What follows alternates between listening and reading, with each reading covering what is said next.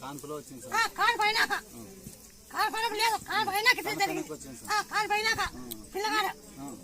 అవును సార్, పిల్లోడు పుట్టినాక. ఇది బాగాలంటే కసాబంలో ఫస్ట్ 4 గ్రాములు 20 కిలో తిప్పలు పట్టుకొని నీళ్ళు పోసి జై శ్రీరామ్ జై హనుమ అని తొలిచాకు తలమని తలచాల అంటే తలకాయకి కాళ్ళకి మొత్తం చెడ్డేసి తిక్కాల. తొలిచాకు కాళ్ళకి అందరూ కూడా నిలబడిపోతారు. మీరు 20 కూడా కష్టం చేయాల. తెలియదు తలకాయ ఎప్పుడు తలకాయ నిలబడిపోయినాకో అప్పుడు ఇది గ్రహ సంబంధం.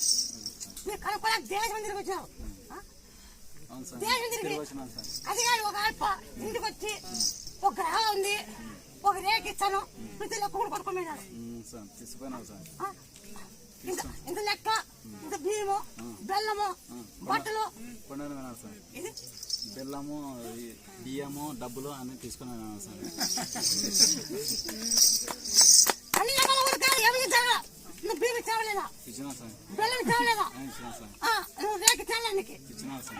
నీకు 10,000 అడిగినావు. అవును సార్. అవును సార్. 5,000 ఇచ్చినావు. అవును సార్. అవును సార్. 5,000 పొలం ఏనా జరిగిందే చెప్పాలి.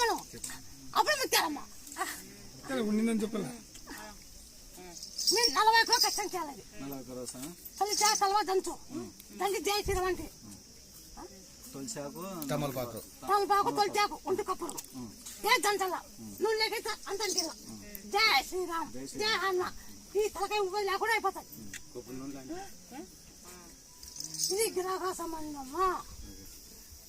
మీరు 9 రోజులు ఎండుతుంటే మేకపాల్లో బంకీరాకు ఎల్లిపాయి మిరియాలతో దంచి పాలు 9 రోజులు మేకపాల్లో బంకిరాకు, ఎల్లిపాయలు, మిరియాలు, ఉప్పు, బంకిరాకు, ఎల్లిపాయ, మిరియాలు, ఉప్పు అన్ని దంచాల. దంచి మేకపాల్లో కానీ ఇచ్చేయాల. 9 రోజులు ఇవి వాయిపోతాయి. నువ్వు బాగైనా అనుకునే నాకు అనుకునే చెయ్యి. నీకు జరిగినాక అయ్యేది మాకు వద్దు. 9 రోజులు పాలు దాపు.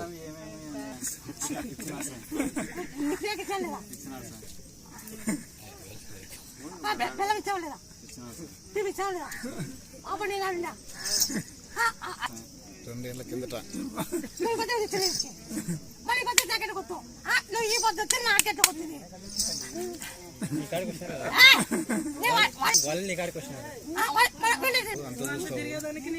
ప్రపంచంలో